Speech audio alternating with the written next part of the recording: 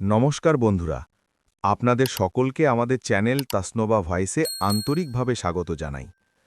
আজকের এই গল্পে আপনাদের নিয়ে যাবে এক অশিক্ষিত মায়ের অন্ধ ভালোবাসার আর ত্যাগের গল্পের কাছে, যেখানে ছেলে বউয়ের লোভের আগুনে পুড়ে ছাই হয়ে গিয়েছিল সব স্বপ্ন। কিন্তু একদিন দরজার আড়ালে শোনা সেই বিষাক্ত কথাগুলোই বদলে দিল সব হিসেব। যে মা ছিল বুড়ি, সেই হয়ে উঠল রণরঙ্গিনী। নিজের পায়ে দাঁড়িয়ে ছেলেকে শেখালো জীবনের সবচেয়ে কঠিন শিক্ষা। পুরো গল্পটা শুনলে আপনারও চোখ ভিজবে, বুকও কাঁপবে।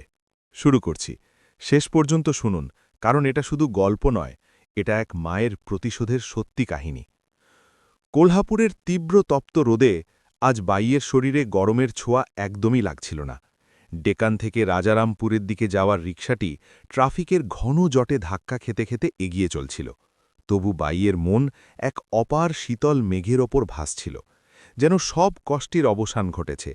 নিজের কঠোর পরিশ্রমে খসখসে হয়ে যাওয়া হাত দুটি বুকের কাছে শক্ত করে আঁকড়ে ধরা সেই খাঁকি রঙের ফাইলটি ছিল তার সারা জীবনের তপস্যার সবচেয়ে বড় ফল। ৫৫-৬০ পার করা বাইয়ের মুখে আজ এমন এক অসাধারণ আলোকিত চমক ফুটে উঠেছিল, যা তার যৌবনকালেও হয়তো কখনো দেখা যায়নি।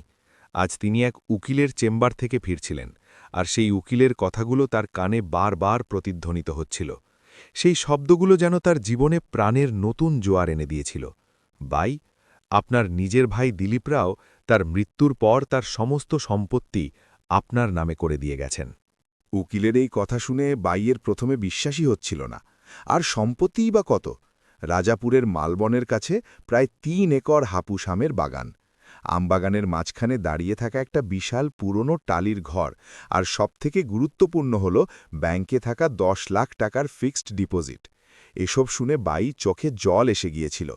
তার ভাই তার যাওয়ার সময় বনের জীবনের সব কাঁটা বেছে সেখানে ফুল বিছিয়ে দিয়ে গিয়েছিল। এই সম্পত্তি শুধু টাকা ছিল না, এটা ছিল তার ভাইয়ের তরফ থেকে তার পরিশ্রমের এক ভালোবাসার স্বীকৃতি। রিকশা কোলহাপুরের সিগন্যালে থামল। বাই জানলার বাইরে তাকালেন, কিন্তু তার দৃষ্টি অতীতে হারিয়ে গেল। ৩০-৩৫ বছর আগের সেই সময়টা তার চোখের সামনে ভেসে উঠল। সঞ্জয় যখন মাত্র ৫-৬ বছরের ছিল, তখনই তার বাবার হঠাৎ এক দুর্ঘটনায় মৃত্যু হয়েছিল, আর বাইয়ের মাথায় যেন আকাশ ভেঙে পড়ল। না মাথায় ছিল কোনো ছাদ, না আঁচলে ছিল দুটো পয়সা। ভরা যৌবনে বৈধব্য কপালে জুটলে অনেকেই ভেঙে পড়েন, কিন্তু বাই ভেঙে পড়েননি। তিনি কোমর বেঁধে মানুষের বাড়িতে কাজ করা শুরু করলেন। শীতের হাড় কাঁপানো ঠান্ডায় কনকনে জলে মানুষের জামাকাপড় ধোয়ার ফলে তার হাতে যে ফাটল ধরেছিল, তা আজও সেই পরিশ্রমের সাক্ষ্য দিচ্ছিল। মানুষের বাড়ির ইঁটো বাসন মাজতে গিয়ে অনেক সময় তাকে নিজের পেটে খিদে চেপে রাখতে হতো, কিন্তু তিনি সঞ্জয়ের পাতে কখনো কিছু কম হতে দেননি। আমার বাপি পড়ে বড় সাহেব হবে, এটাই একমাত্র স্বপ্ন তিনি বুকে লালন করেছিলেন।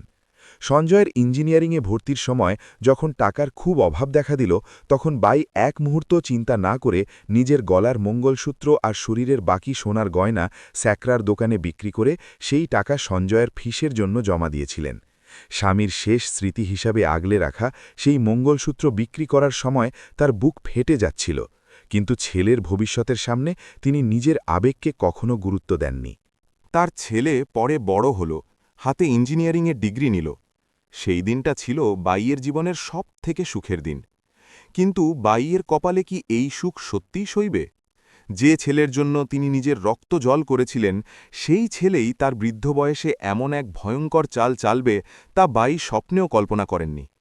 নিজের মাকেই বাড়ি থেকে বের করে দেওয়া সেই চক্রান্ত কী ছিল, এবং এক অশিক্ষিত বাই কিভাবে নিজের ইঞ্জিনিয়ার ছেলেকে শিক্ষা দিলেন, তা শুনলে আপনার গায়েও কাঁটা দেবে। সিগন্যাল ছেড়ে দিল, আর রিকশা আবার বেগে দৌড়াতে লাগল। বাতাসের ঝাপটায় বাইয়ের মাথার আঁচল একটু সরে গেল, কিন্তু আজ তার কোনো পরোয়া ছিল না। তার চিন্তা এখন ছেলে সঞ্জয় আর তার বউ সোনালীকে ঘিরেই ঘুরছিল। সঞ্জয়ের বিয়ে হল, সোনালীর মতো শিক্ষিত বউ ঘরে এলো। তখন বাইয়ের মনে হয়েছিল যে এবার বোধহয় তার কষ্টের দিন চিরতরে শেষ হল। কিন্তু কোলহাপুরের মতো শহরে সংসার চালাতে গিয়ে ছেলে আর বউয়ের যে টানাটানি হচ্ছিল, তা তিনি সইতে পারছিলেন না। আজকাল সঞ্জয় সবসময় টাকার চিন্তায় থাকত। তার নিজের কিছু একটা ব্যবসা শুরু করার ইচ্ছে ছিল, কিন্তু পুঁজির অভাবে সে আটকে গিয়েছিল, আর চাকরিতে সে সন্তুষ্ট ছিল না। সোনালিরও নিজের একটা সুন্দর আর বড় বাড়ি হওয়ার খুব ইচ্ছে ছিল। বাই এই দুজনের সব ইচ্ছে পূরণ করতে চেয়েছিলেন। এখন আমার বাচ্চাকে আর কারু সামনে হাত পাততে হবে না। এই চিন্তা আসতেই বাইয়ের চোখের কোণে আনন্দের জল এসে গেল। সেই 10 লাখ টাকার এফডি ভেঙে সঞ্জয়কে তার ব্যবসার জন্য সঙ্গে সঙ্গে পুঁজি দেওয়া যাবে। আর মালবনের সেই বাগান বাড়ি, সেখানে তো বর্ষাকালে আর গরমের ছুটিতে সঞ্জয়, সোনালি আর ভবিষ্যতে আসা নাতি নাতনিরা খুব আনন্দে সময় কাটাতে পারবে। সেই হাপুস আমের বাগান থেকে আসা উপার্জনে ছেলের সংসার কেমন সুখে আর আয়েসে চলবে, সেই রঙিন স্বপ্ন বাই খোলা চোখে দেখছিলেন। সারা জীবন নিজের জন্য একটা নতুন শাড়ি কেনার সময়ও 10 বার ভাবা বাই আজ পাওয়া এই লাখ লাখ টাকার সম্পত্তিতে শুধু এবং শুধুমাত্র নিজের ছেলে আর বউয়ের অধিকার মানছিলেন। এই খবর শুনলে আমার সঞ্জয় কত খুশি হবে, সোনালি তো আনন্দে লাফিয়েই উঠবে। এমনটা ভেবেই বাইয়ের মুখে এক মিষ্টি আর অত্যন্ত তৃপ্তির হাসি ফুটে উঠল। রিকশা কোলহাপুরের গলিতে ঘুরল আর বাইয়ের বুকের ধরফড়ানি বেড়ে গেল। এই আনন্দের মুহূর্তগুলো নিজের ছেলে আর বউয়ের সাথে কখন ভাগ করে নেবেন সেই জন্য তিনি ব্যাকুল হয়েছিলেন। যে বাড়ির জন্য তিনি জীবনের সব কিছু বাজি রেখেছিলেন, সেই বাড়িই এখন তাকে এক নতুন আশায় হাতছানি দিচ্ছিল। রিকশা বাড়ির গেটের সামনে থামল। বাই পার্স থেকে টাকা বের করে রিকশাওয়ালাকে দিলেন। টাকা দেওয়ার সময়ও তার হাত কাঁপছিল, কিন্তু সেই কাঁপুনি বার্ধক্যের নয়, বরং সেই অদম্য আনন্দের ছিল। রিকশা চলে গেল আর বাই নিজের বাড়ির সামনে দাঁড়ালেন। এটা তার নিজের বাড়ি ছিল। এখানকার প্রত্যেকটা ইটে তার পরিশ্রমের ঘাম মিশেছিল। আজ তিনি খালি হাতে নয়, বরং নিজের ছেলের জন্য এক উজ্জ্বল ভবিষ্যতের চাবিকাঠি নিয়ে এসেছেন। তিনি সেই খাকি ফাইলটা বুকের সাথে আরও শক্ত করে ধরলেন। তার পায়ে আজ এক অন্যরকম সজীবতা আর উৎসাহ সঞ্চার হয়েছিল। গাঁটের ব্যথায় ভুগতে থাকা তার পা আজ কোনো কষ্ট অনুভব করছিল না। মুখে এক অপার তৃপ্তি, চোখে ভবিষ্যতের সোনালি স্বপ্ন আর ঠোঁটে ছেলের সুখের প্রার্থনা নিয়ে বাই অত্যন্ত আনন্দের সাথে নিজের বাড়ির প্রথম সিঁড়িতে পা রাখলেন। তার মুখের হাসি এখন আরও চওড়া হল। বুকের সাথে শক্ত করে ধরে রাখা সেই খাকি ফাইলটা যেন তার বাকি জীবন আর সঞ্জয়ের উজ্জ্বল ভবিষ্যতের ছাড়পত্র ছিল। রাজাপুরের সেই হাঁপুস আমের বাগান, সেই পুরনো কিন্তু মজবুত বাড়ি আর ব্যাংকে থাকা 10 লাখ টাকার ফিক্সড ডিপোজিট, এই সব কিছু সঞ্জয় আর সোনালীকে বলার জন্য তিনি ব্যাকুল হয়েছিলেন। তিনি দরজায় ধাক্কা দেওয়ার জন্য হাত বাড়ালেন, কিন্তু তার নজরে পড়ল যে সদর দরজা ভেতর থেকে পুরোপুরি বন্ধ ছিল না, সেটা সামান্য খোলাই ছিল। দুপুরের সময় বাড়িতে হাওয়া চলাচলের জন্য হয়তো সেটা তেমনই রাখা হয়েছিল। বাই ভেতরে পা রাখতে যাবেন, এমন সময় তিনি হলঘর থেকে আসা সোনালীর চড়া গলা শুনতে পেলেন। বাইয়ের পা হঠাৎ জায়গাতেই থমকে গেল। আই শব্দটা সোনালীর মুখ দিয়ে বেরিয়েছিল, কিন্তু সেই শব্দের মধ্যে শ্রদ্ধা, ভালোবাসা বা আপনত্বের কোনো ছিটে ফোঁটা ছিল না। উল্টে তাতে এক অদ্ভুত রাগ, বিরক্তি আর ঘৃণা ঠাসা ছিল। বাই ভেতরে যাওয়ার চিন্তা মুহূর্তের জন্য সরিয়ে রাখলেন, আর অজান্তেই তিনি দরজার বাইরে থমকে দাঁড়ালেন। তার মাতৃত্ব আর ব্যাকুলতা এক অজানা আশঙ্কায় কেঁপে উঠল। ঘর থেকে আসা শব্দগুলো এখন আরও স্পষ্টভাবে তার কানে আসতে লাগল। সঞ্জয়, আমি সত্যি এখন এসব আর সহ্য করতে পারছি না। কতদিন আমরা এই বুড়ির এই পুরনো ধ্যান ধারণা আর নাটক সহ্য করব? সোনালীর গলা এখন স্পষ্ট আর তীক্ষ্ণ হয়েছিল। তার প্রত্যেকটা শব্দে বাইয়ের প্রতি এক ভয়ানক ঘৃণা লুকিয়েছিল। বাড়িতে সব জায়গায় ওর সেই পুরনো শাড়ি আর ন্যাপথালিনের কটু গন্ধ ছড়িয়ে থাকে। আমার তো মাঝে মাঝেই বাড়িতে শ্বাস নিতেও কষ্ট হয়। ও শুধু পাশ দিয়ে গেলেই সেই ভ্যাপসা গন্ধ নাকে আসে। আর ওর ওই সারাক্ষণের কাশি সারা রাত কাশতে থাকে, আমাদের শান্তিতে ঘুমোতেও দেয় না। বাড়িতে যদি আমার কোনো বন্ধুবান্ধব আসে, তবে ওর পরিচয় দিতেও আমার লজ্জা লাগে। সারাক্ষণ সেই একই ঘ্যান ঘ্যান, সেই পুরনো বিচার আর ওর ওই অনাবশ্যক উপদেশ। আমি এই বাড়িতে বউ হয়ে এসেছি নাকি কোনো বুড়ির দেখাশোনা করতে এসেছি, সেটাই আমি বুঝতে পারছি না। ওখানে সারাক্ষণ ভগবানের সামনে বসে থাকা, সেই একই পুরনো জামাকাপড় পরা, সবটাই কত বিরক্তিকর। আমি আমার জীবন নিজের মতো করে বাঁচতে চাই, কিন্তু এই বুড়ি বাড়িতে থাকলে আমার দম বন্ধ হয়ে আসে। সোনালীর এই বিষাক্ত শব্দগুলো শুনে বাইয়ের বুকের ধরফড়ানি যেন থেমে গেল।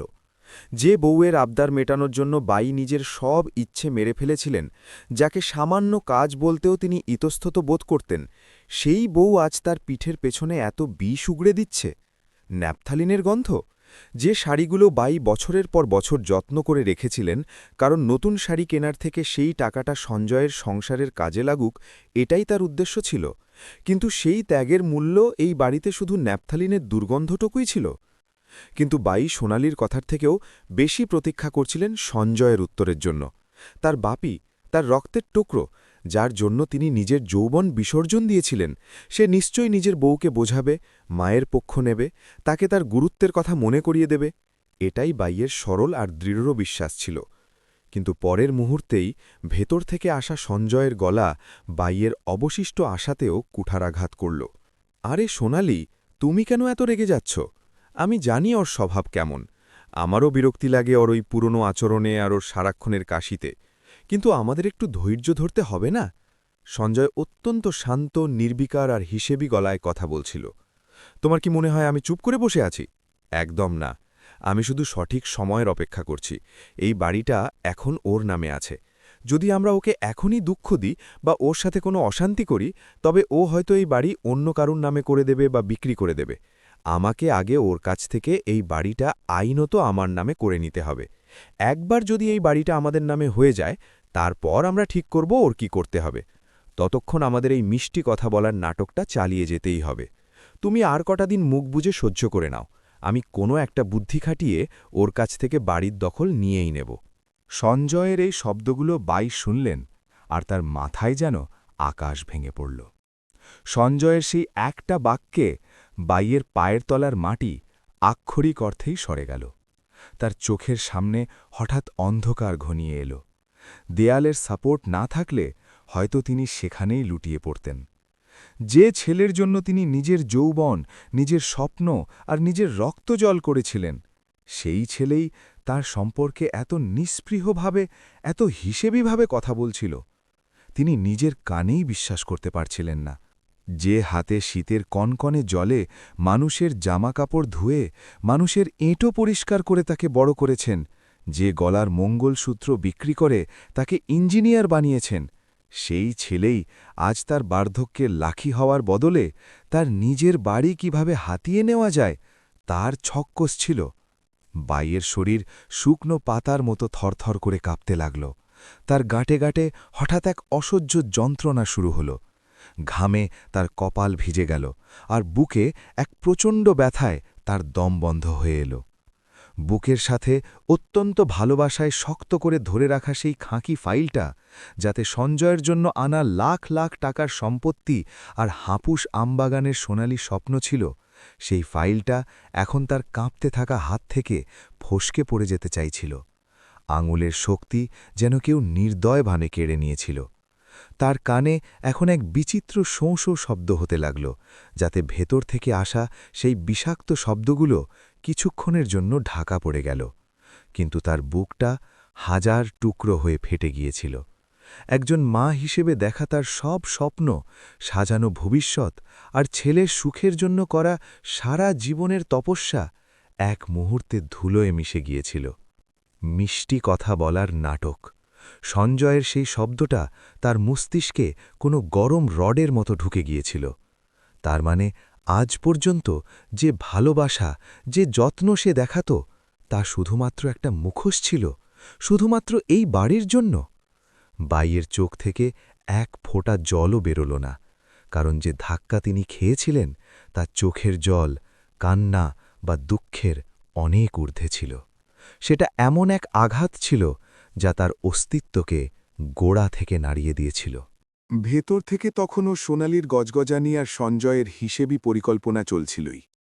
তারা দুজনে মিলে তার অস্তিত্বকে, তার বেঁচে থাকাকে এক কোণে পড়ে থাকা আবর্জনার মতো ব্যবহার করার পরিকল্পনা করছিল। দরজার বাইরে দাঁড়িয়ে থাকা বাই এখন আর সেই বাই ছিলেন না, যিনি 5 মিনিট আগে আনন্দে সিঁড়ি বেয়ে ওপরে উঠেছিলেন।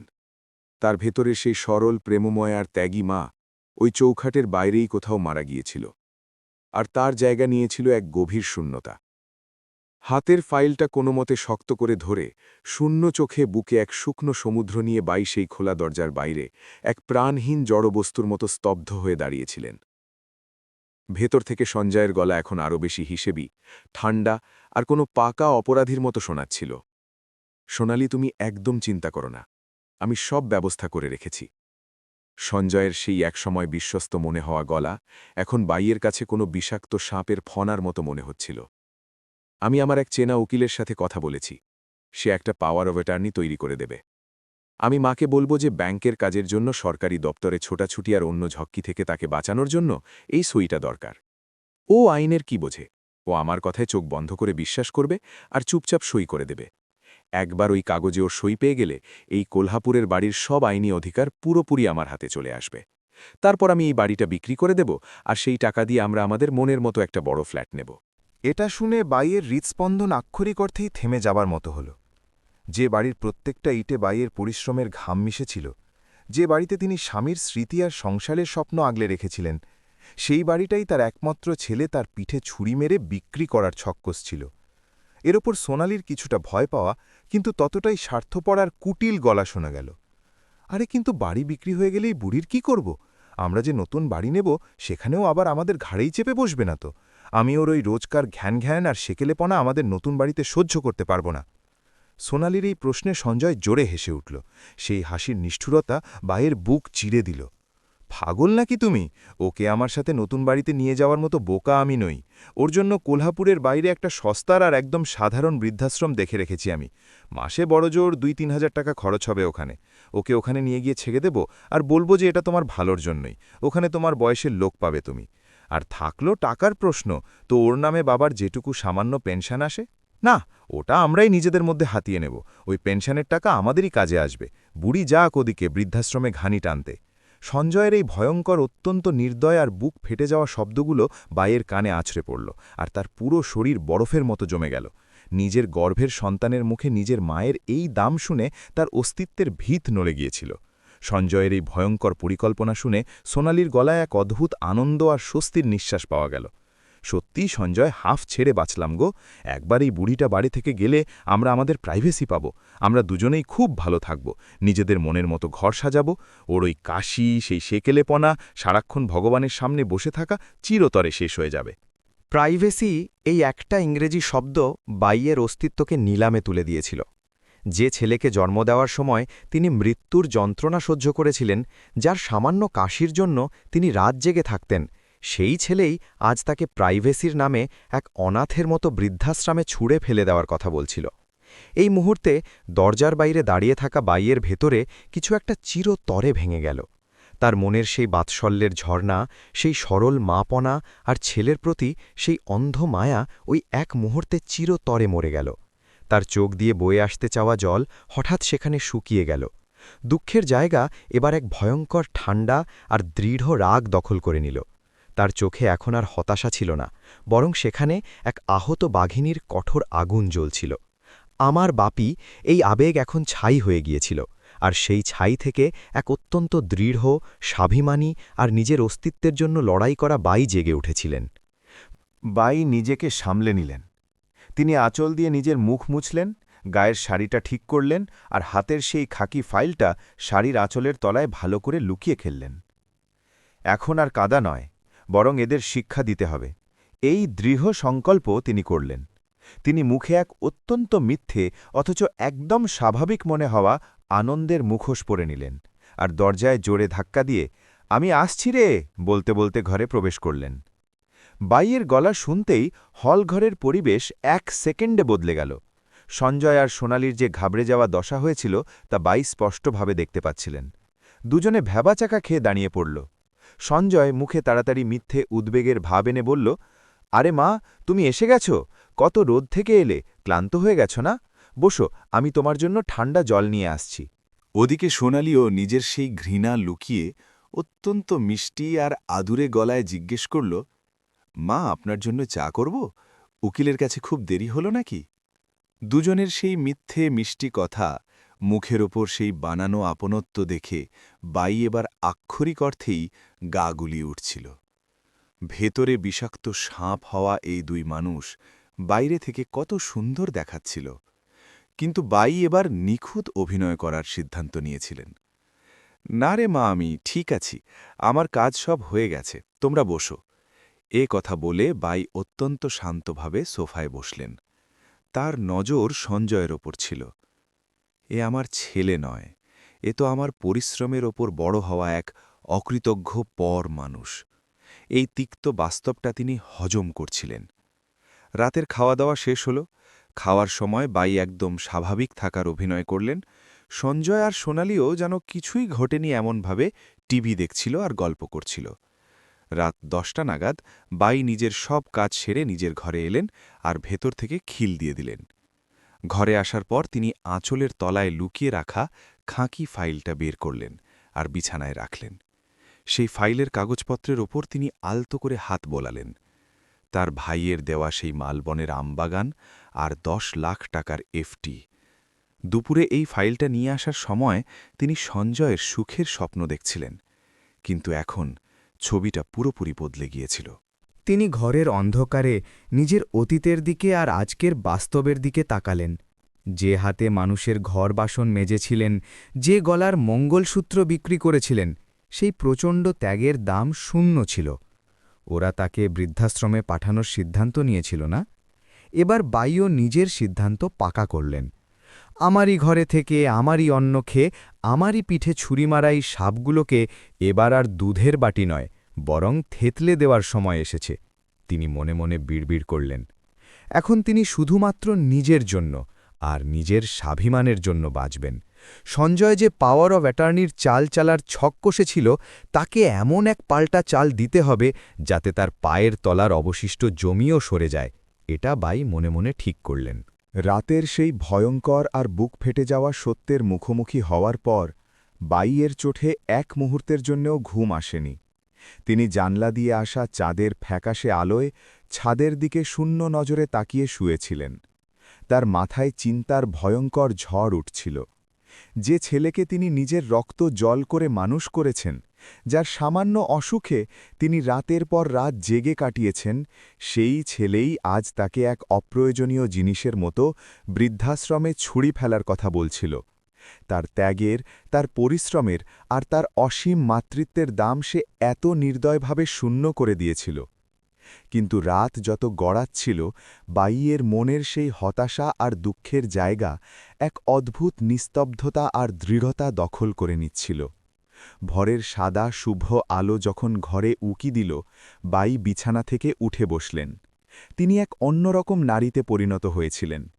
কাল রাতে চৌকাঠের বাইরে দাঁড়িয়ে থাকা সেই দুর্বল, সরল আর ছেলের প্রেমে অন্ধ হওয়া মা আজ চিরতরে মারা গিয়েছিল।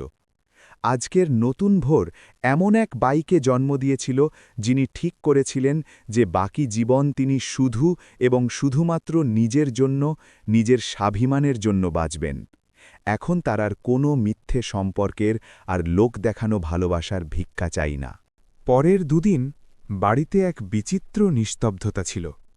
বাই নিজের মুখে অত্যন্ত স্বাভাবিক এক সরলতার মুখোশ পরে নিয়েছিলেন। তিনি রোজকার মতো সকালে উঠতেন, ঘরের কাজ করতেন, সঞ্জয় আর সোনালির সাথে হাসি মুখে কথা বলতেন। তার ব্যবহারের এই স্বাভাবিকতা দেখে ওই দুজনের মনে বিন্দুমাত্র সন্দেহ হল না যে তাদের এই ভয়ঙ্কর চক্রান্তের সব খবর বাই আগেই পেয়ে গেছেন।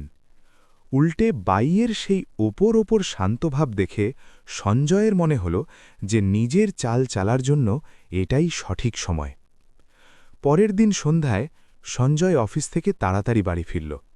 তার হাতে এক প্লাস্টিকের ফাইল ছিল আর মুখে অত্যন্ত আদুরে, মিষ্টি আর মিথ্যে উদ্বেগের ভাব ছিল। সোনালিও হঠাৎ রান্নাঘর থেকে বাইরে এসে বাইয়ের পাশে সোফায় অত্যন্ত ভালোবাসার সাথে বসল।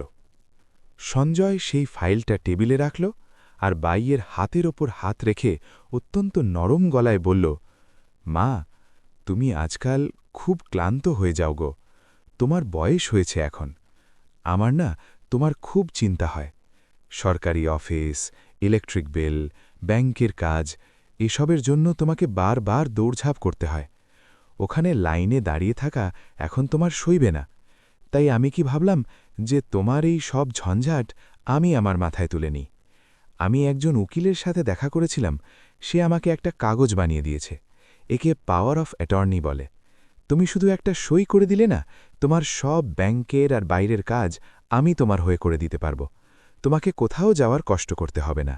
সঞ্জয়ের সেই শব্দ শুনে বাইয়ের নাড়ি ছিঁড়ে আসছিল, কিন্তু তিনি মুখে অত্যন্ত কৃতজ্ঞতার ভাব আনলেন। বাই চশমা পরলেন আর কাঁপতে থাকা অথচ দৃঢ় হাতে সেই কাগজটা হাতে নিলেন।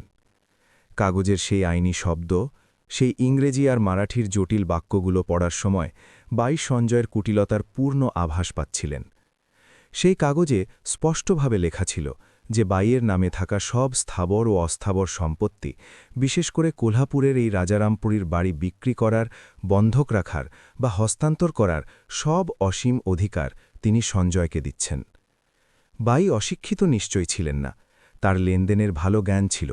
সেই কাগজ পড়ে তিনি এক দীর্ঘশ্বাস নিলেন, চশমা খুললেন আর অত্যন্ত শান্ত অথচ স্পষ্ট গলায় বললেন, না সঞ্জয়, আমি এই কাগজে সই করব না। এই অপ্রত্যাশিত কথা শোনা মাত্রই সঞ্জয় আর সোনালির মুখের সেই মাধুর্য 1 সেকেন্ডে গায়েব হয়ে গেল। সঞ্জয়ের মুখ শুকিয়ে গেল। সে একটু ঘাবড়ে গিয়ে বলল, কেন কেন মা? আরে ওতে কি আছে? এটা তো শুধু তোমার সুবিধার জন্যই তো। সোনালিও সঙ্গে সঙ্গে মাঝে পড়ে বলল, হ্যাঁ না মা, সঞ্জয় তো আপনার ভালোর কথাই ভাবছে না। কিন্তু বাই অত্যন্ত সারল্যের অভিনয় করে তাদের উত্তর দিলেন, আরে বাছাড়া, আমার আজ পর্যন্ত সব লেনদেন আমি নিজেই সামলে এসেছি। তোমাদের বাবা আমাকে শিখিয়েছিল যে কোনো আইনি কাগজে ভালো করে না বুঝে সই করতে নেই। আর এখন তো আমার ব্যাংকে যাওয়ার অভ্যেস হয়েই গেছে, আমার কোনো কষ্ট হয় না ওতে। তাই এই কাগজের এখন অন্তত আমার কোনো প্রয়োজন মনে হচ্ছে না। বাইয়ের সেই দৃঢ়তা দেখে সঞ্জয় ভেতরে ভেতরে জ্বলে উঠল, কিন্তু সে নিজের রাগ বাইরে দেখাতে পারছিল না। সঞ্জয়ের সেই কালো হয়ে যাওয়া আর হতাশ মুখ দেখে বাই নিজের পরের আর সবথেকে বুদ্ধিমান চাল চাললেন। তিনি ঠিক করেছিলেন যে এদের লোভের আরও একবার পরীক্ষা নেবেন। বাই গলাটা একটু নামিয়ে যেন কোনো বড় রহস্য বলছেন এমন ঢঙে বললেন, আর তাছাড়া সঞ্জয়, আমি পরশুই উকিলের সাথে দেখা করে এসেছি। তোমার দিলীপ মামা মারা গেল না, সে আমার জন্য তার ব্যাংকে সামান্য কিছু টাকা রেখে গেছে। টাকা এই শব্দটা শোনামাত্রই সঞ্জয় আর সোনালির কান খাড়া হয়ে গেল। কত টাকা আছে মা? সঞ্জয় না পেরে অত্যন্ত অধৈর্য হয়ে জিজ্ঞেস করল। বাই রাজাপুরের 3 একর হাপুস বাগান, সেই পুরনো টালির ঘর আর 10 লাখ টাকার এফডি, এই সব সত্য সচেতনভাবে লুকিয়ে ফেললেন। তিনি অত্যন্ত সহজভাবে বললেন, বিশেষ কিছু নয় রে, দিলীপ শুধু 1.5-2 লাখ টাকার এফডি করে রেখেছে আমার নামে। সেটা এখন আমাকে ব্যাংকে গিয়ে আমার অ্যাকাউন্টে সরিয়ে নিতে হবে। 1.5-2 লাখ এই সংখ্যাটা শুনে সোনালি আর সঞ্জয়ের চোখে এক ভয়ঙ্কর লোভ ঝিলিক দিয়ে গেল। যদিও তারা বাড়িটা হাতিয়ে নিতে পারেনি, তবু এই 2 লাখ টাকা মানে হাতে নাতে লটারি পাওয়ার মতো মনে হলো তাদের। সঞ্জয় তক্ষুনি এগিয়ে এসে বলল, আরে বাহ মা, মামা তোমার জন্য এত টাকা রেখেছে? মা, আমার ব্যবসার জন্য ঠিক পুঁজি লাগতই, ওই টাকাটা তুমি আমাকেই দাও, আমরা ওটা দিয়ে বিজনেস বাড়াবো। সোনালিও সঙ্গে সঙ্গে সায় দিল। বাই তাদের শুধু ঝুলিয়ে রেখে হেসে বললেন, দেখব রে, আগে আমাকে কাল ব্যাংকে গিয়ে সেই কাগজপত্র সব জমা করতে দে, তারপর ঠিক করব কি করা যায়। বাই তাদের একটা আশায় ঝুলিয়ে রেখেছিলেন যাতে তারা পরের কয়েকটা দিন অন্তত বাইকে চটিয়ে বাড়ির প্রসঙ্গ না তোলে। পরের দিন সকালে সঞ্জয় আর সোনালি যে যার কাজে বেরিয়ে গেল। বাই অত্যন্ত দ্রুততার সাথে গোপনে নিজের পদক্ষেপ নিলেন। আজ তার কোনো ভুল করলে চলবে না। তিনি সব আসল কাগজপত্র নিলেন আর সোজা কোল্হাপুরের তার অত্যন্ত বিশ্বস্ত উকিলের কাছে, আর তারপর ব্যাংকে পৌঁছলেন।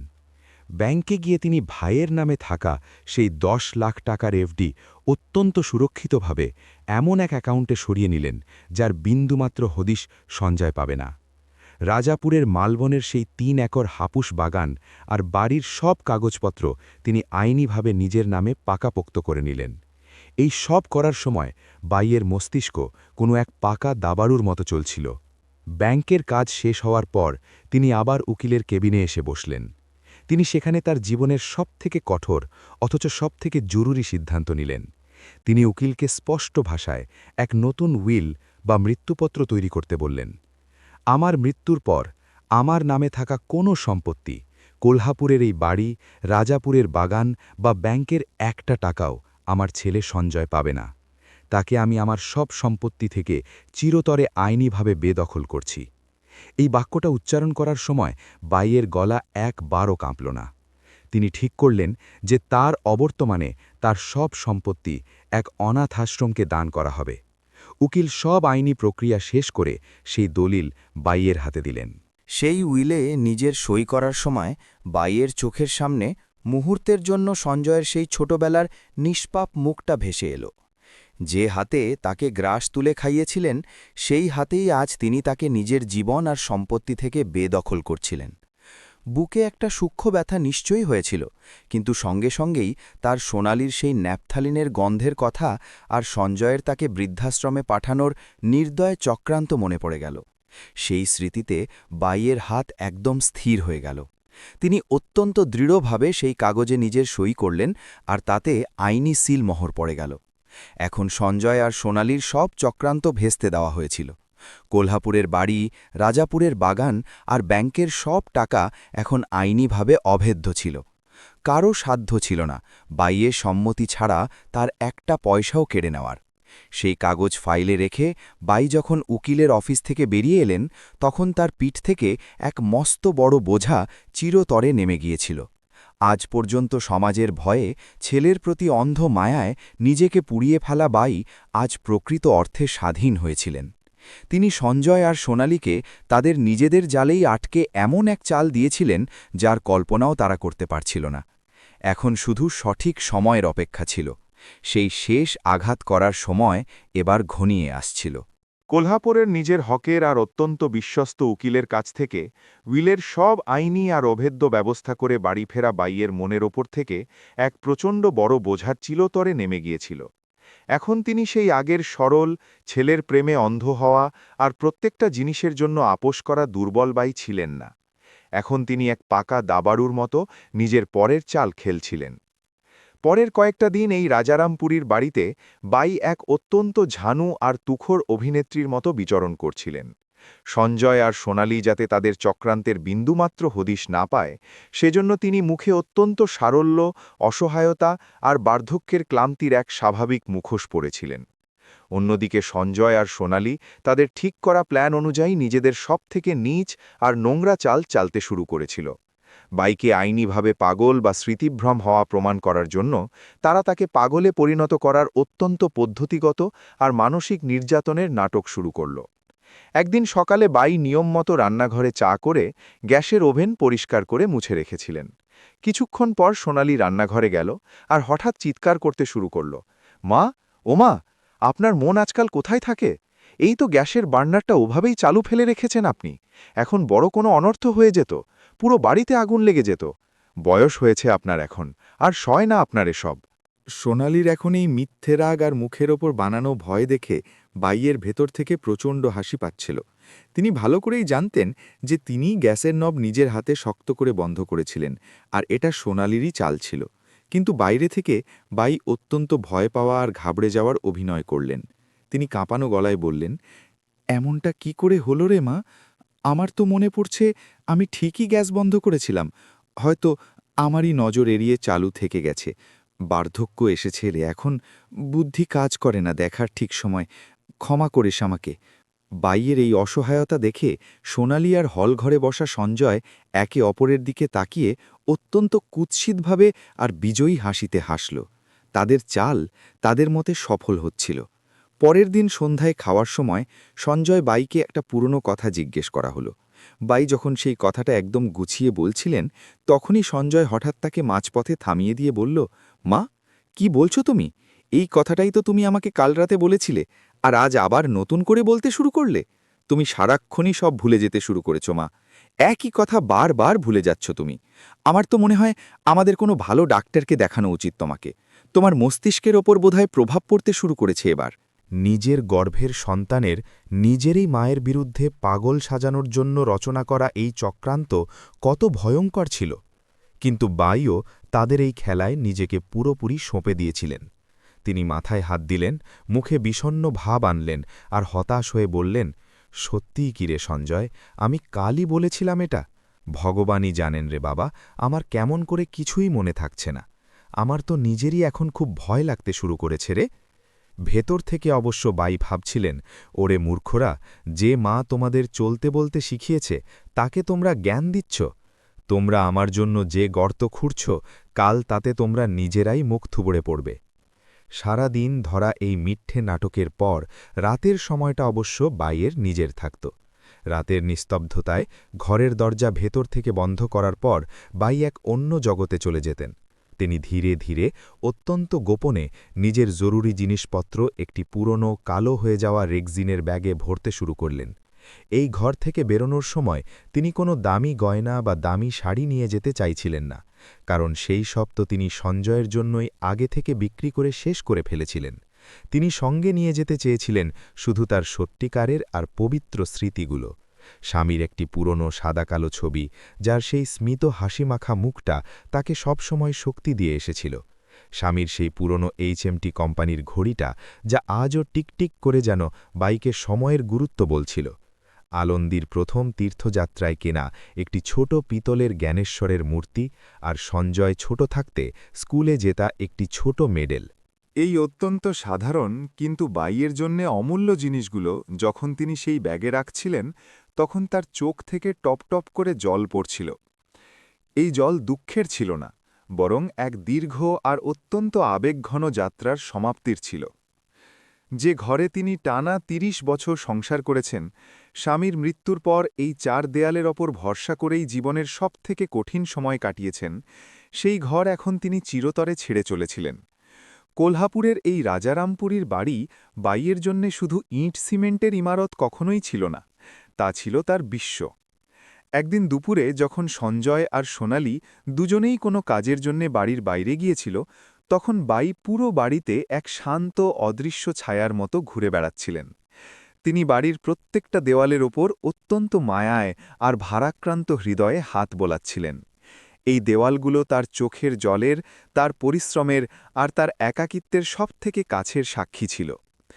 আজ আমি তোমাদের ছেড়ে চলেছি, তিনি সেই নির্জীব দেয়ালের সাথে নিঃশব্দে কথা বলছিলেন। এই ঘরে আমি আমার তারুণ্য, আমার স্বপ্ন আর আমার সর্বস্ব বিলিয়ে দিয়েছি। এখানকার প্রত্যেকটা কোণায় আমার স্বামীর স্মৃতির সুগন্ধ আছে, আর আমার ছেলের ছোটবেলার পায়ের ছাপ পড়ে আছে। কিন্তু এখন এই বাস্তুতে আমার দম বন্ধ হয়ে আসছে। এখানকার বাতাসে এখন আর ভালোবাসার সুগন্ধ নেই, বরং স্বার্থের আর অকৃতজ্ঞতার দুর্গন্ধ ছড়িয়ে পড়েছে। আমি এই ঘর মনে মনে অনেক আগেই ছেড়ে দিয়েছি, এখন শুধু শরীর নিয়ে বেরিয়ে যাবার আনুষ্ঠানিকতা বাকি। দেয়ালের ওপর হাত বোলানোর সময় তার আঙুলে সেই খসখসে স্পর্শ তার হৃদয়ের ক্ষতগুলোকে আরও গভীর করে দিচ্ছিল। ঘরে ঘোরার সময় তার পা হঠাৎ পুরনো ঠাকুরঘরের সামনে এসে থেমে গেল। বংশ পরম্পরায় চলে আসা সেই ঠাকুরঘর, যার সামনে বসে বাই নিজের ছেলের মঙ্গলের জন্য, তার উজ্জ্বল ভবিষ্যতের জন্য আর এই সংসারের কল্যাণের জন্য ভগবানের সামনে আক্ষরিক অর্থেই আঁচল পেতে চোখের জল ফেলেছিলেন।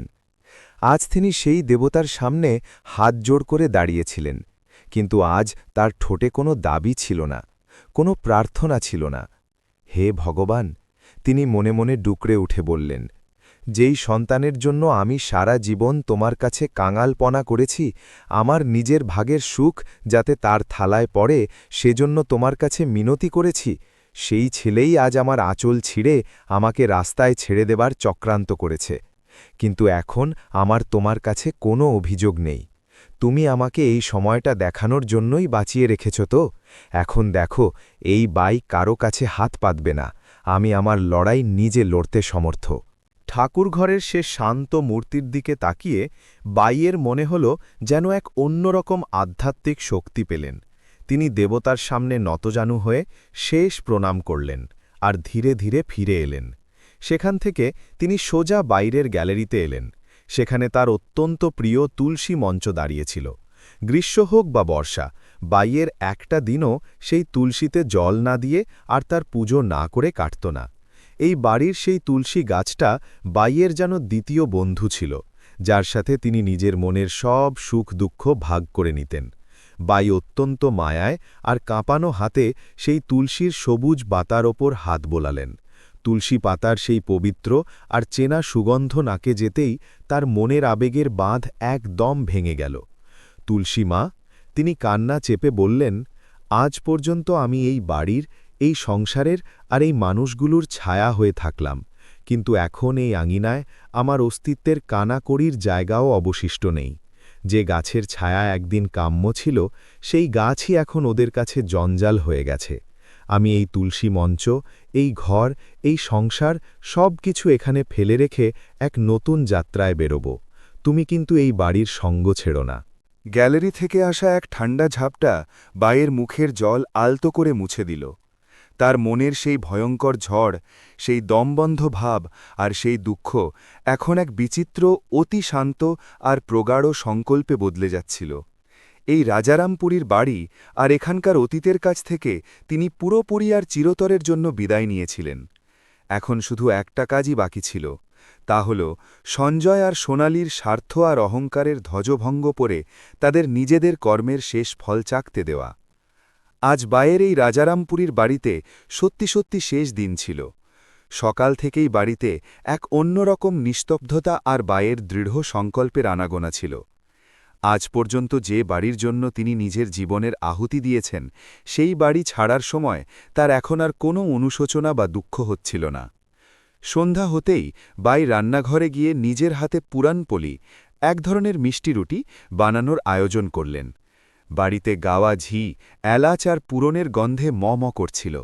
সাধারণত এমন আয়োজন উৎসবের দিনে বা সঞ্জয়ের জন্মদিনে হতো, কিন্তু আজ বায়ের জন্য এটা একটা বড় উৎসবই ছিল, নিজের স্বাধীনতা, স্বাভিমান আর এক নতুন ভোরের উৎসব। সোনালী আর সঞ্জয় যখন হলঘরে বসেছিল, তখন রান্নাঘর থেকে আসা এই সুগন্ধে তারাও একটু অবাক হল।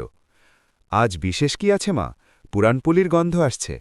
সঞ্জয় টিভি দেখতে দেখতেই অত্যন্ত সাধারণভাবে জিজ্ঞেস করল। বাই শুধু এক ফালি অর্থপূর্ণ হাসি হাসলেন আর অত্যন্ত শান্তভাবে থালা সাজাতে লাগলেন। তার মুখে কোনো উদ্বেগ ছিল না, বরং ঝড়ের আগের সেই এক অতল আর রহস্যময় নিস্তব্ধতা ছিল। বাই গরম পুরনপলি, আমটি, ভাত আর বড়া এইসব সাজিয়ে দুটো থালা ডাইনিং টেবিলে এনে রাখলেন।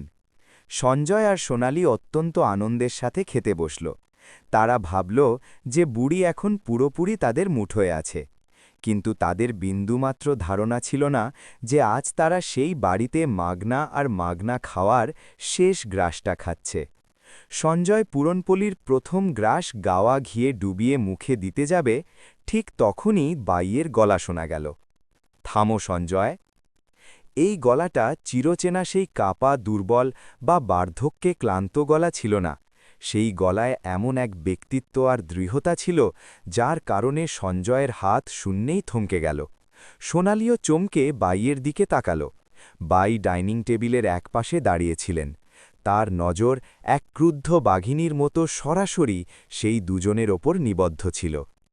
খাওয়ার মাঝখানে কাউকে থামানো উচিত নয় বলা হয়, কিন্তু যারা আমারই জীবনের থালায় বিষ মেশানোর ছক কজেছে, তাদের গলায় এই মমতার গ্রাস কি করে নামবে? বাইয়ের এই কথাগুলো শোনা মাত্রই সঞ্জয়ের মুখ থেকে গ্রাস হাতে আর হাত থেকে থালায় পড়ে গেল। সোনালীর মুখের রঙও মুহূর্তের মধ্যে উড়ে গেল। বাই আজ পর্যন্ত আগলে রাখা নিজের মৌন আজ চিরতরে ভেঙে দিয়েছিলেন। তোমাদের মনে হলো যে বুড়ি পাগল হয়ে গেছে, সে কিছুই বোঝে না। আরে যে মা তোকে জন্ম দিল, রাত দিন এক করে তোকে বড় করল, নিজের গয়না বেচে তোকে ইঞ্জিনিয়ার করল, সেই মাকে তুই পাগল সাজিয়ে বৃদ্ধাশ্রমে পাঠানোর চক্রান্ত করছিস? বাইয়ের এক একটা বাক্যে সেই দুজনের পায়ের তলার মাটি আক্ষরিক অর্থেই দুভাগে ভাগ হয়ে গেল। সঞ্জয় কি বলবে ভেবে পাচ্ছিল না। তার গলা শুকিয়ে কাঠ হয়ে গেল আর শরীর দিয়ে দরদর করে ঘাম ছুটতে লাগল। বাই এবার আর থামবেন না। অনেক দিনের জমে থাকা ক্ষোভ এক জ্বলন্ত আগ্নেয়গিরের মতো বাইরে আসছিল। কিরে সঞ্জয়, তোর উকিল সেই পাওয়ার অব অ্যাটর্নির কাগজটা একদম পাকাপোক্ত বানিয়েছিল না? কোলহাপুরের এই ঘর আমার থেকে জালিয়াতি করে নিজের নামে করে নেওয়া, তারপর তা বিক্রি করে দেওয়া আর আমাকে মাসে ২-৩ হাজার টাকার সস্তা বৃদ্ধাশ্রমে ফেলে দেওয়া, আর আমার যে পেনশন তা তোরা স্বামী স্ত্রী মিলে আত্মসাৎ করবি, তাই তো? আর সোনালী, তোর এই বাড়িতে আমার কারণে সমস্যা হচ্ছিল না? আমার শাড়িতে আসা ন্যাপথালিনের গন্ধ, আমার সেই সেকেলেপনা আর আমার কাশি তোর কাছে অসহ্য হয়ে গিয়েছিল? বুড়ি ঘর থেকে একবার গেলে তোমরা তোমাদের কাম্য প্রাইভেসি পেতে না? এই কথাগুলো শোনার সময় সঞ্জয় আর সোনালীর অবস্থা কাটা কলার গাছের মতো হয়ে গিয়েছিল। তাদের চোখ ভয়ে আর বিস্ময়ে বড় বড় হয়ে গিয়েছিল। বন্ধ দরজার আড়ালে করাই নীচ চক্রান্ত বাই হুবহু জানলেন কেমন করে? এই ধাক্কায় তাদের কথা বন্ধ হয়ে গিয়েছিল। সঞ্জয় তোতলামি করে কিছু বলার চেষ্টা করল, মা, ও মা, তুমি এসব কি বলছো? এমন কিছু নয়। কিন্তু বাই এক মুহূর্তে তাকে চুপ করিয়ে দিলেন। চুপ! একটা শব্দেও আমার সামনে মিথ্যে বলার চেষ্টা করবি না। ওই দিন আমি চৌকাঠের বাইরে দাঁড়িয়ে তোমাদের এই পুরো চক্রান্ত নিজের কানে শুনেছি। আর তোমরা যে আমার সাথে পাগলদের মতো ব্যবহার করার নাটক করছিলে, সেটাও আমি হাসতে হাসতে দেখছিলাম।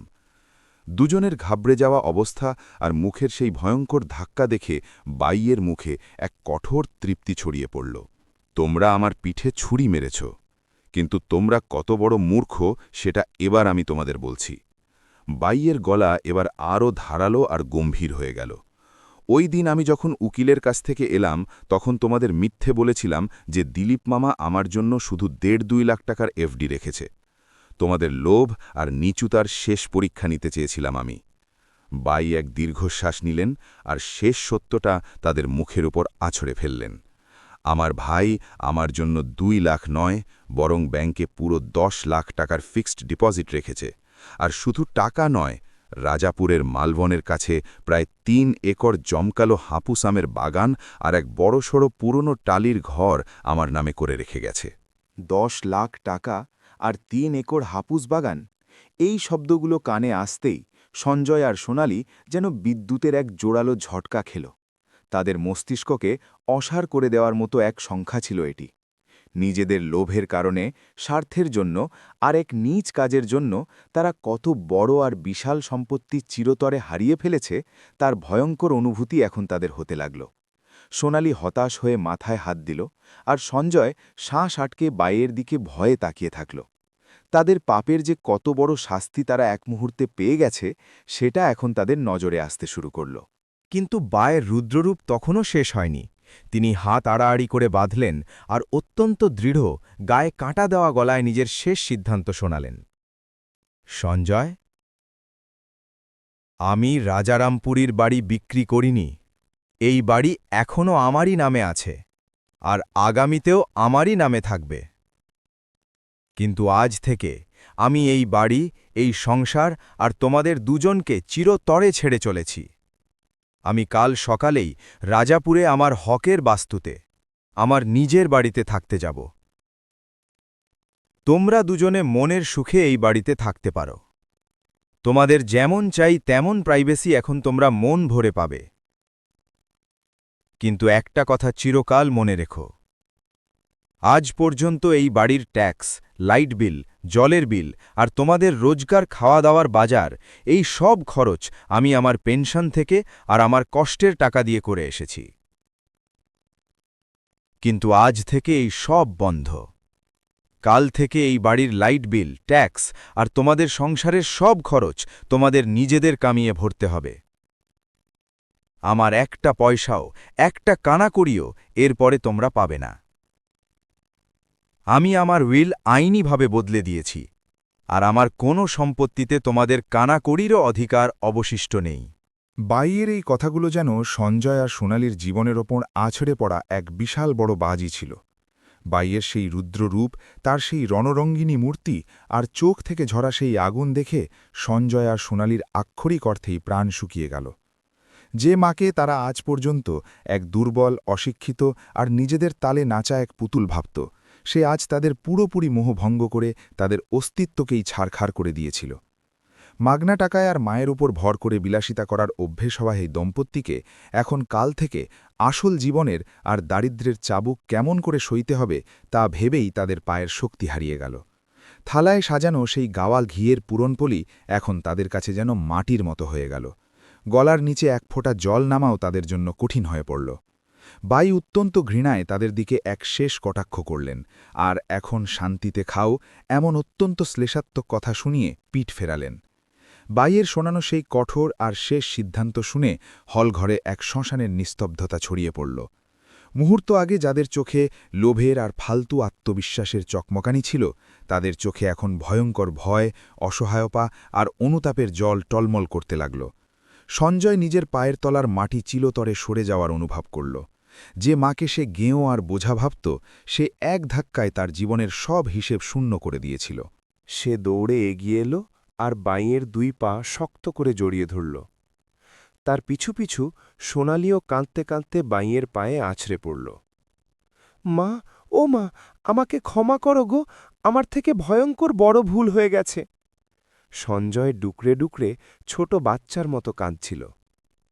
আমি টাকার আর স্বার্থের নেশায় পড়ে গিয়েছিলাম, আমার বুদ্ধিনাশ হয়েছিল। এই টাকার লোভের কারণে আমি আমার মনুষ্যত্ব হারিয়ে ফেলেছিলাম। তুমি আমাকে যে শাস্তি দেবে আমি তা মাথা পেতে নিতে রাজি আছি, কিন্তু তুমি এই ঘর ছেড়ে যেও না মা, তোমাকে ছাড়া এই বাড়ির কি অর্থ আছে?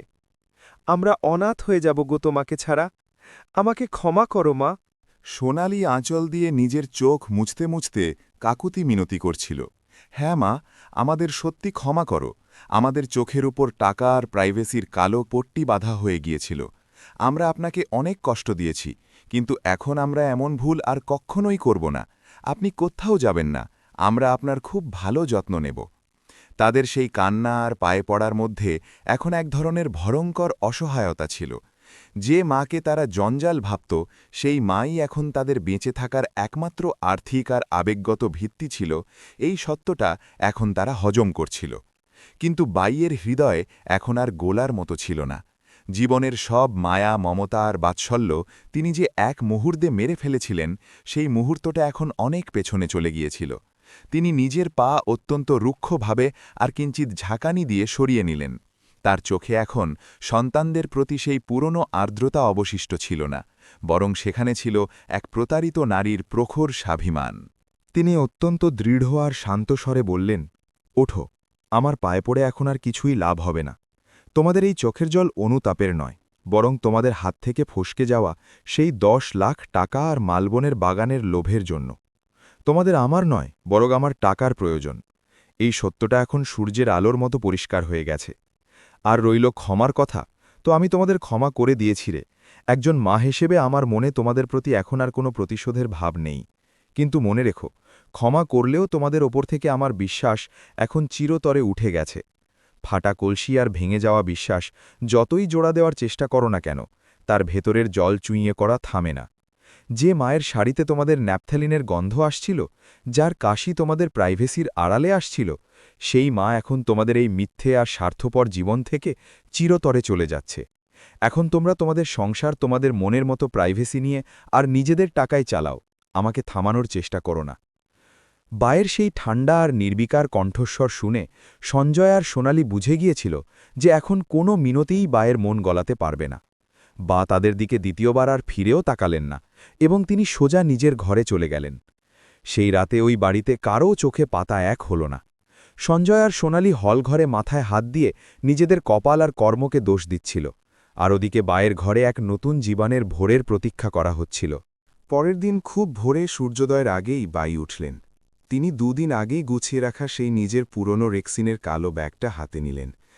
সেই ব্যাগে শুধু তার স্বামীর স্মৃতি, কিছু পুরনো কাপড় আর তার অখণ্ড স্বাভিমান ছিল। তিনি সেই ঘরের শেষ বিদায় নিলেন আর হল ঘরে এলেন। সঞ্জয় আর সোনালি সারারাত সেখানেই বসেছিল। তাদের অবস্থা পুরোপুরি ভেঙে পড়েছিল। বাইকে ব্যাগ নিয়ে বাইরে আসতে দেখে তারা আবার জায়গা থেকে উঠে দাঁড়াল। কিন্তু বাইয়ের মুখের সেই কঠোর আর অভেদ্য প্রাচীর দেখে তাদের মুখ দিয়ে একটা শব্দ বের করার সাহস হল না। তারা দুজনেই সেখানে স্তব্ধ হয়ে পাথরের মূর্তির মতো দাঁড়িয়ে থাকল। বাই প্রধান দরজা খুললেন। চৌকাঠের বাইরে পা রাখার আগে তিনি একবার পেছন ফিরে সেই ঘরটার দিকে তাকালেন, যে ঘরে তিনি 30 বছর কাটিয়েছেন, স্বামীর সাথে সংসারের স্বপ্ন দেখেছেন, যেখানে সঞ্জয়ের শৈশব বিকশিত হয়েছিল। সেই ঘরকে তিনি মনে মনে অনেক আগেই ছেড়ে দিয়েছিলেন, এখন শুধু শরীর দিয়ে সেই চৌকাঠের বাইরে পা রাখছিলেন। তিনি দরজাটা বাইরে থেকে টেনে বন্ধ করলেন। ক্লিক করে যে শব্দটা হলো, সেটা শুধু দরজা বন্ধ হওয়ার শব্দ ছিল না, বরং বাই তার অতীত আর মিথ্যে সম্পর্কের ওপর চিলতরের জন্য যে ইতি টেনেছিলেন, এটা ছিল তারই আওয়াজ। কোলহাপুরের সোয়ারগেট এসটি বাসস্ট্যান্ডে ভোরের ব্যস্ততা শুরু হয়ে গিয়েছিল। লাল রঙের বাস, যাতে কোলহাপুর রাজাপুরের বোর্ড লাগানো ছিল, সেটা প্ল্যাটফর্মে দাঁড়িয়েছিল। বাই টিকিট কাটলেন আর জানলার ধারের সিটে গিয়ে বসলেন। এসটির ইঞ্জিন গর্জন করে উঠল আর বাস কোলহাপুরের সিমেন্ট কংক্রিটের জঙ্গল থেকে বাইরে বেরোতে শুরু করল। কাতরাজ আর খাম্বাটকি ঘাট পার হওয়ার সময় ভোরের কাঁচা রোদের আভা বাইয়ের মুখে পড়ল। সেই উষ্ণ স্পর্শ তার কাছে যেন এক নতুন জীবনকে স্বাগত জানানোর মতো মনে হল। বাস যত পশ্চিমঘাটের আঁকাবাঁকা পথ দিয়ে সহ্যাদ্রির সবুজ কোল ঘেঁষে কোঙ্কনের দিকে ছুটতে লাগল, বাইয়ের মনের ওপরের মেঘও ততটাই পরিষ্কার হতে শুরু করল। জানলা দিয়ে আসা সেই ঠান্ডা বিশুদ্ধ হাওয়া তার মুখ স্পর্শ করছিল। আজ পর্যন্ত কোলহাপুরের এই হুড়োহুড়ি, ট্রাফিক আর পরিবারের দায়িত্বের বোঝাতলে দমবন্ধ হওয়া তার শ্বাস এখন সত্যিকারের মুক্তি পাচ্ছিল। জানলার বাইরে দৌড়ে চলা সেই সবুজ গাছপালা, পাহাড় আর গভীর খাদ দেখে বাইয়ের মনে হল যে তিনিও এক পরাধীনতা থেকে মুক্ত হয়ে এমনই এক অতল যাত্রায় বেরিয়েছেন। বাস যত কঙ্কনে নামল, বাতাসের সেই চেনা লাল মাটি আর সমুদ্রের লোনা ভাবের মিশ্র গন্ধ বাইয়ের নাকে প্রবেশ করল।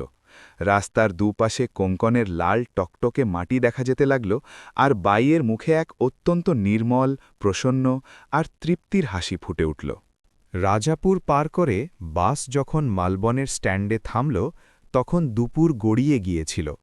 বাই নিজের ব্যাগ পিঠে নিলেন আর রিকশা করে নিজের ভাইয়ের অর্থাৎ এখন নিজের মালিকানাধীন সেই জায়গার দিকে রওনা হলেন। মালবনের সেই শান্ত নিসর্গ আর সবুজ পরিবেশে প্রবেশ করতেই বাইয়ের যেন স্বর্গে আসার মতো মনে হল। রিকশা এক বড় লোহার গেটের সামনে এসে থামল। ভেতরে প্রায় ৩ একর জমিতে ছড়িয়ে থাকা সেই জাঁকালো হাপুস আমের বাগান দাঁড়িয়েছিল। বাগানের মাঝখান দিয়ে যাওয়া সেই লাল মাটির পথ, আর সেই পথের শেষে দেখা যাচ্ছিল সেই পুরনো কিন্তু অত্যন্ত মজবুত বড়সড় তালির ঘর। বাই গেট দিয়ে ভেতরে পা রাখলেন। তার পায়ে লাগা সেই লাল মাটির স্পর্শ তাকে নিজের বাপের বাড়ির, নিজের হকের কোলে আসার অনুভূতি দিচ্ছিল। আম গাছ থেকে আসা সেই মোহনীয় সুগন্ধ আর বাতাসের ঝাপটায় শিরশির করা আমের পাতাগুলো যেন বাইকে স্বাগত জানাচ্ছিল। বাগানে কাজ করা এক পুরনো লোক বিঠু বাইকে দেখেই দৌড়ে এলো। আসুন দিদিমণি, দিলীপবাবু বলে রেখেছিলেন আপনার কথা। এই ঘর, এই বাগান আপনারই পথ চেয়েছিল। এটুকু বলে সে শ্রদ্ধার সাথে বাইয়ের হাত থেকে ব্যাগটা নিল। বাই সেই টালির ঘরের প্রশস্ত আঙিনায় দাঁড়িয়ে রইলেন। ঘরের সামনে এক বড় তুলসী মঞ্চ ছিল, আর পাশে এক পুরনো কুঁয়ো ছিল। ঘরের চালের সেই লাল টকটকে টালিগুলো দুপুরের রোদে ঝকঝক করছিল। বাই ঘরের চৌকাঠ পার হলেন আর ভেতরে প্রবেশ করলেন। ভেতরের সেই মোটা কাঠের খাম, সেই বড় ঠাকুরঘর আর সেই কোঙ্কনি ধাঁচের প্রশস্ত বাড়ি দেখে বাইয়ের মন আনন্দে ভরে উঠল। এখানে কোল্হাপুরের ফ্ল্যাটের মতো দমবন্ধ ভাব ছিল না। এখানে কারও মিথ্যে ভালোবাসা আর স্বার্থের লোক দেখানো ভাব ছিল না। এখানে ছিল শুধু প্রকৃতির সঙ্গ আর নিজের মালিকানার হকের এক অতল শান্তি। বাই আঙেনায় গিয়ে আকাশের দিকে তাকালেন আর এক বুক ভরে শ্বাস নিলেন। আজ পর্যন্ত যে শ্বাস তিনি শুধু ছেলের জন্য আর সংসারের জন্য নিয়েছিলেন, সেই শ্বাস আজ তিনি নিজের জন্য নিলেন। তার মনের সেই সব তিক্ততা, সেই সব রাগ এখন কোল্হাপুরের সেই বন্ধ দরজার পেছনে রয়ে গিয়েছিল। এখানে এই লাল মাটিতে, এই হাপুস বাগানে তিনি এখন কারও বোঝা ছিলেন না, বরং তিনি এই সম্পূর্ণ বাস্তুর আর নিজের জীবনের একমাত্র মালকিন ছিলেন। ৬৫ বছর বয়সে তিনি নিজের জীবনের চাবিকাঠি আবার একবার নিজের হাতে অত্যন্ত দৃঢ়ভাবে নিয়েছিলেন। তার চোখে এখন অতীতের জল ছিল না, বরং এক স্বাধীন, স্বাভিমানী আর অত্যন্ত সুন্দর ভবিষ্যতের এক নতুন চমক ছিল। মালবনের সেই লাল মাটিতে আর হাপুসের বাগানে বাই নিজের জীবনের এক নতুন আর অত্যন্ত সুন্দর কাহিনী লিখতে শুরু করেছিলেন। আজ এই ঘটনার প্রায় ৫ বছর কেটে গিয়েছিল। কোল্হাপুরের সেই রাজারামপুরীর বাড়ি, সেখানকার সেই স্বার্থপরতা আর সেই অপমান এখন কোনো আবঝা আর খারাপ স্বপ্নের মতো অনেক পেছনে পড়ে গিয়েছিল। ৭০ বছর বয়সে পৌঁছনো বাই আজ শারীরিক আর মানসিকভাবে আগের থেকে কতগুণ বেশি সুস্থ, সবল আর আনন্দিতে দেখাচ্ছিলেন। কোল্হাপুরের সেই ঘিঞ্জি ফ্ল্যাটে কাশিতে কষ্ট পাওয়া বাই এই কোঙ্কনের মুক্ত, শুদ্ধ আর দূষণমুক্ত বাতাসে পুরোপুরি বদলে গিয়েছিলেন।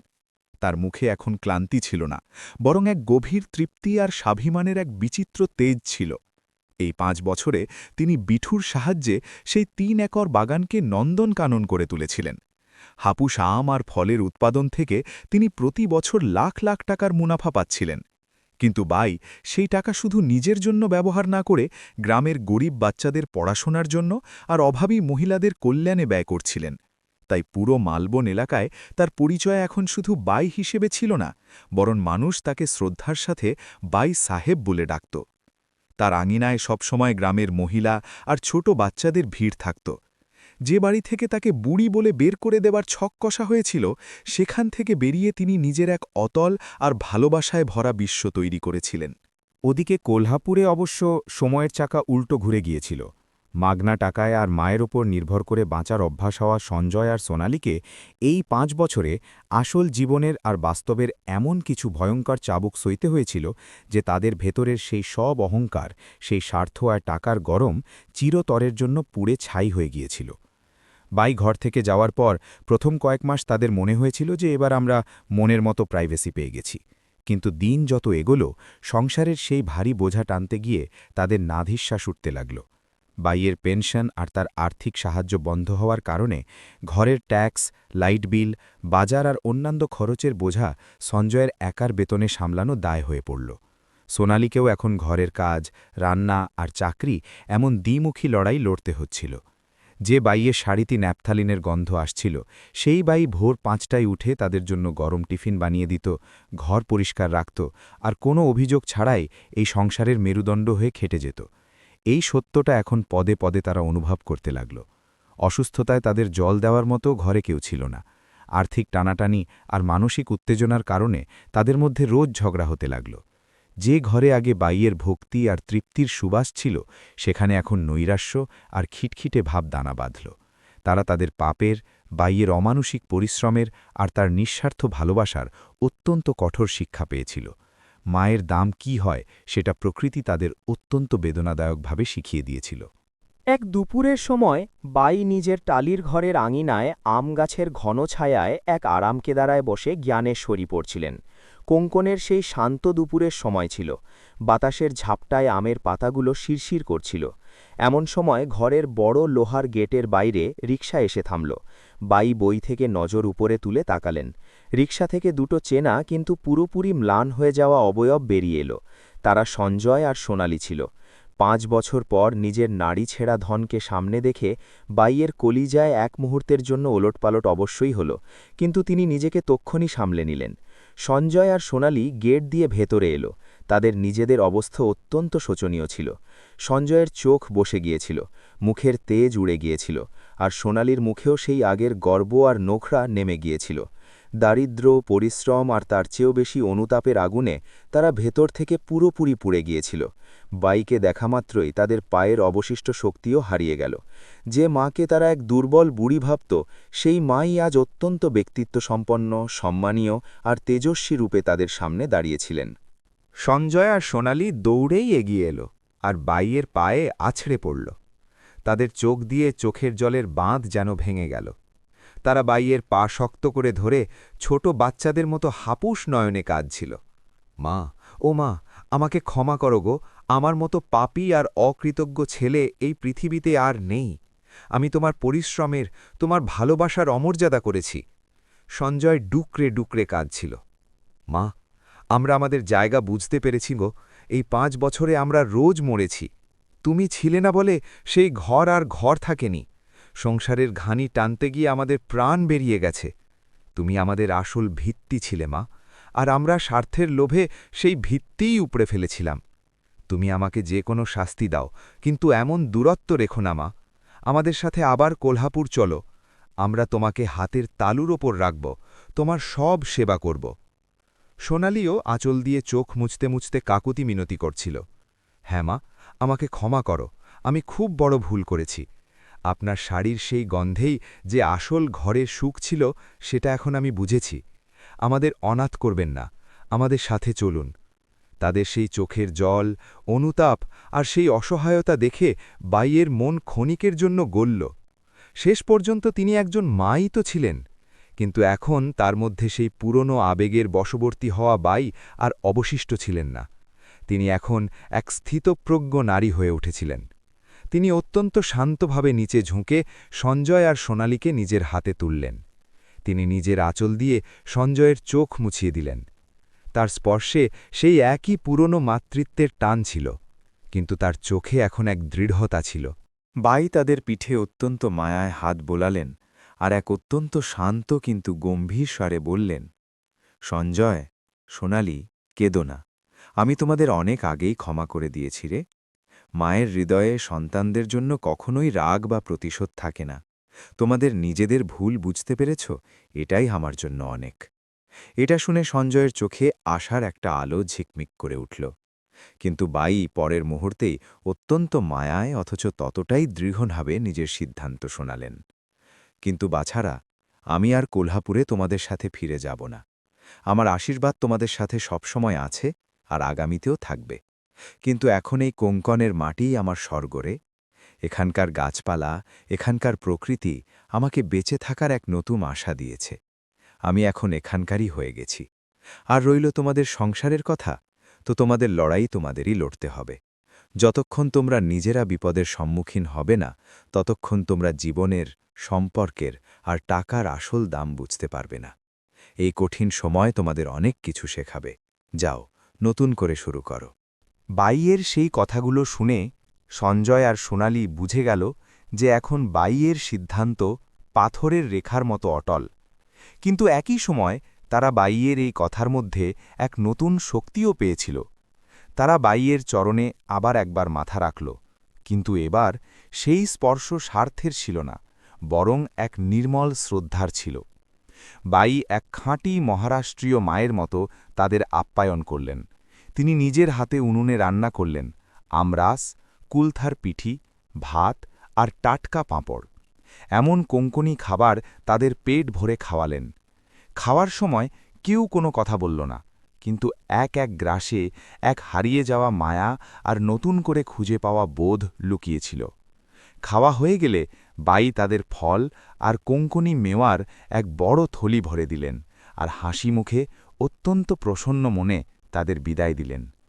রিকশায় বসার সময় সঞ্জয় আর সোনালি বারবার পেছন ফিরে তাকাচ্ছিল। তাদের চোখে জল থাকলেও মনের ওপর থেকে এক বিশাল বড় বোঝা হালকা হয়ে গিয়েছিল। রিকশা অদৃশ্য না হওয়া পর্যন্ত বাই গেটের সামনে দাঁড়িয়েছিলেন। এরপর তিনি গেটের হুড়কো লাগালেন আর ঘরের পেছনের দিকে থাকা এক ছোট পাহাড়ের ওপর গিয়ে বসলেন। এখান থেকে দূর পর্যন্ত বিস্তৃত অতল আরব সাগর দেখা যাচ্ছিল। পশ্চিমে সূর্য অস্ত যাচ্ছিল, আর সমুদ্রের ঢেউয়ের সেই লয়বদ্ধ শান্ত আওয়াজ সম্পূর্ণ পরিবেশে প্রতিধ্বনিত হচ্ছিল। আকাশে সিন্দুরে লাল আর সোনালি রঙের আভা ছড়িয়ে পড়েছিল। বাই সেই অতল সাগরের দিকে আর সেই সুন্দর সূর্যাস্তের দিকে তাকিয়েছিলেন। আজ তার মনে কোনো চাপ ছিল না, কোনো অভিযোগ ছিল না, বা কোনো দুঃখও ছিল না। বয়সের এই পর্যায়ে এসে তিনি নিজের শর্তে, নিজের হিম্মতে যে স্বাধীনতা আর তৃপ্তি অর্জন করেছিলেন, তা সেই সমুদ্রের মতোই অতল আর পবিত্র ছিল। সমুদ্রের সেই গর্জনশীল ঢেউয়ের শব্দে আর সূর্যাস্তের সেই সোনালি আলোয় বাই এক নতুন, পরিপূর্ণ আর অত্যন্ত তৃপ্তির সাথে নিজের এই সুন্দর জীবনের উৎসব পালন করছিলেন। একজন মায়ের, একজন নারীর আর একজন সত্যিকারের রণরঙ্গিনীর এই যাত্রা সার্থক হয়েছিল।